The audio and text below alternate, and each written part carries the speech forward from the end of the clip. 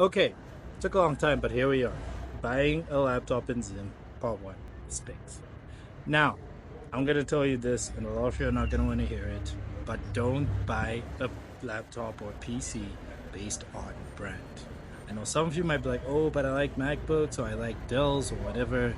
Doesn't matter, okay? Specs are king. Now let's start here. What are we looking for? The processor, the RAM, the storage, sometimes something special like the graphics card. But starting with processor. For Intel, there's Core i3, Core i5, Core i7 being better in that order. But the main thing to look at, make sure it is 8th gen and above.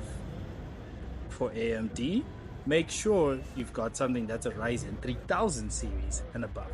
The main reason for this updates for things like Windows 11 and newer features in Windows 10, etc. Next, if you're using a Mac, make sure you're probably going for the M1 Mac and up. That's still going to cost you quite a bit of money, but you probably knew that when you're buying a Mac. Next thing, RAM. Please, no matter how broke you are, do not buy a machine that has less than 4 gigs of RAM, especially nowadays. Last but not least, let's talk about storage. There's SSDs and there's HDDs. HDDs are the hard drives you're used to, whilst SSDs are much faster, but often come in lower storage configurations.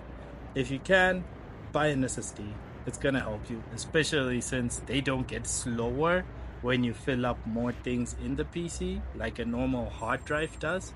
But if you can't, get yourself a big hard drive. Definitely play at a terabyte or at least 512 gigabytes minimum. We'll talk about more in the next part, and we've got a whole article that's gonna tell you how to check things like if a processor is 8 gen below. But yeah, see you in the next one.